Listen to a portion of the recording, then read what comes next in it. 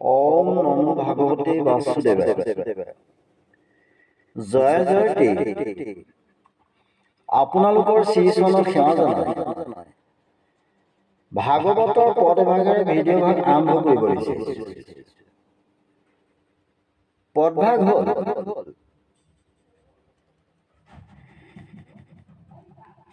ভগৱন্ত বাসুদেৱ নমস্কাৰ দণ্ডতে পৰিহেৰা লক্ষ্য কোটি বাৰ।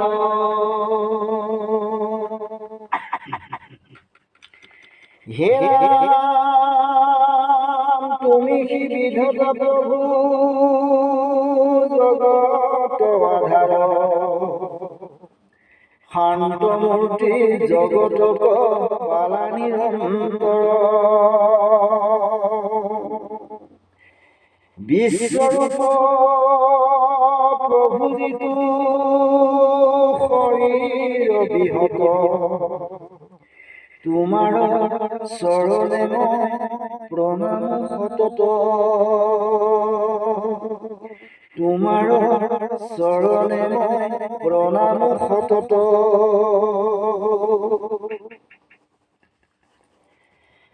আজিৰ বিষয় ভাগ নামঘোষাৰ 634 নং ঘোষাভাগ ভাঙনি আৰু বিশ্লেষণ কৰিব বিচাৰিছো। ঘোষাভাগ হ'ল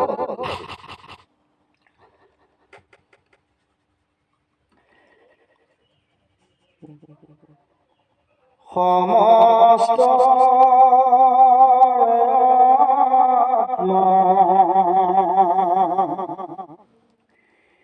নাৰায়ণ আত্মা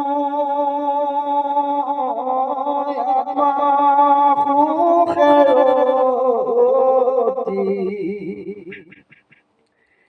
সৰ্বসন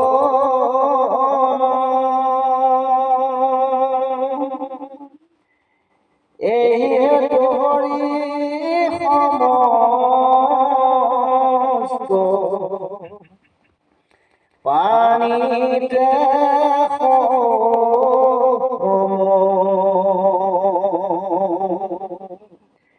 তাংকজি ভজে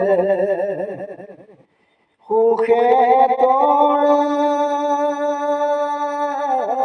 নভজি সংসাৰে মজি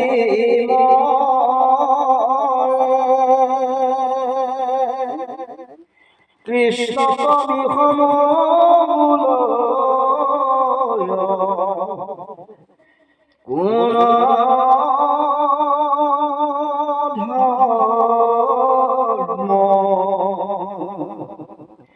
ৰাম কৃষ্ণ কবি সমূল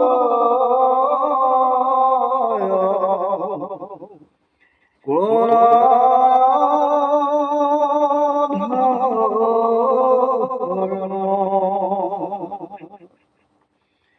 সমস্তৰে আত্মা নাৰায়ণ,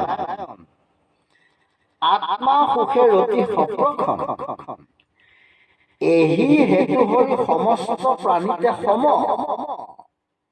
তাংক যিটো ভজে সুখে তৰে নভজি সংসাৰে মজি মৰে। কৃষ্ণক বিষম বুলি কোন অধম।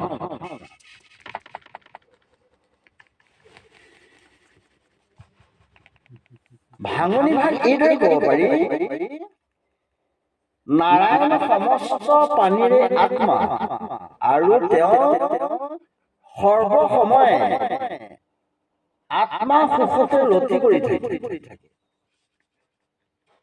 সেইকাৰণে হৰি সমস্ত প্ৰাণীৰ প্ৰতি সমান। এনে ভগৱন্তক যিজনে ভজনা কৰে তেওঁ সুখে সংসাৰ কৰে, আৰু যিজনে হৰিক নভজে সেইজন সংসাৰতে মজি মৰে। এনে নিৰপেক্ষ ঈশ্বৰ কৃষ্ণক অধৰ্মে বিষম বুলি কয়। আকৌ কৈছো, নাৰায়ণ সমস্ত প্ৰাণীৰ আত্মা আৰু তেওঁ সৰ্বসময় আত্মা সুখতে ৰতি কৰি থাকে। সেইকাৰণে হৰি সমস্ত প্ৰাণীৰ প্ৰতি সমান। এনে ভগৱন্তক যিজনে ভজনা কৰে তেওঁ সুখে সংসাৰ কৰে, আৰু যিজনে হৰিক নভজে সেইজন সংসাৰতে মজি মৰে। এনে নিৰপেক্ষ ঈশ্বৰ কৃষ্ণক কোনো অধৰ্মে বিষম বুলি কয়। ঘোষাভাগ বিশ্লেষণ কৰিব বিচাৰিছো। এই ঘোষাটি এটি আত্মাতত্বৰ ঘোষা। বিশ্ব ব্ৰহ্মাণ্ডত যিমানবোৰ প্ৰাণী আছে প্ৰত্যেকৰ হৃদয়তে নাৰায়ণ আত্মাৰূপে অৱস্থান কৰি আছে। প্ৰভু ভগৱন্ত কৃষ্ণ স্বয়ং আনন্দময় পুৰুষ। যদি আমি কৃষ্ণ শব্দৰ অৰ্থ বিশ্লেষণ কৰো তেতিয়াহ'লে এইদৰে ক'ব পাৰি, কৃষ আৰু মূৰ্ধন্য মিলি কৃষ্ণ শব্দ হৈছে। কৃষ মানে সত্তা বা অস্তিত্ব, আৰু মূৰ্ধন্য অৰ্থ নিবৃত্তি অৰ্থাৎ পৰমানন্দ। গতিকে কৃষ্ণ কৃষ আৰু মূৰ্ধন্য মিলনৰ অৰ্থ অস্তিত্ব বা সত্তাৰ সৈতে পৰমানন্দৰ মিলন, অৰ্থাৎ অস্তিত্ব চৈতন্য আৰু পৰমানন্দৰ মিলনৰ নামেই কৃষ্ণ। তেওঁ সদায় নিজানন্দ সুখতে সুখী। সেই আনন্দৰ কণিকাই জীৱ বা আত্মা। সেইকাৰণে জীৱ আনন্দময়। যিহেতুকে প্ৰভু ভগৱন্ত কৃষ্ণ সমস্ত প্ৰাণীৰ আত্মাৰূপে বিৰাজ কৰি আছে, সেইবাবে তেওঁ সমস্ত প্ৰাণীৰ প্ৰতি সমানে দয়ালু। তেওঁ প্ৰিয় বা অপ্ৰিয় নাই। কিন্তু বিশেষ ৰহস্য এই যে যিসকলে তেওঁকে নিজ আত্মা বুলি অৰ্থাৎ তেওঁৰে স্বজন পালন সংহাৰ বুলি পৰম ভক্তিভাৱে ভজনা কৰে, সেইসকল লোকে অতি সহজে ঘোৰ সংসাৰত পৰি যায়।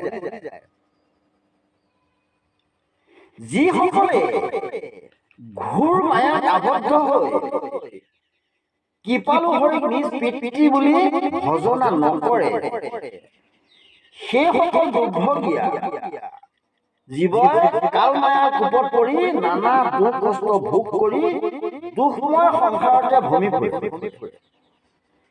সেইবাবে নিৰপেক্ষ দ্ৰষ্টা প্ৰভু ভগৱন্ত কৃষ্ণ সমস্ত প্ৰাণীৰ প্ৰতি সমান নহয়, অৰ্থাৎ বিষম বুলি মন্তব্য কৰাটো কেৱল অধমসকলৰহে কাম। ভাগৱতৰ পদভাগত কৈছে, কল্পতৰু বৃক্ষ যদি সবাতে মান, ও মাগন্ত জনক মাত্ৰ কৰে প্ৰদান,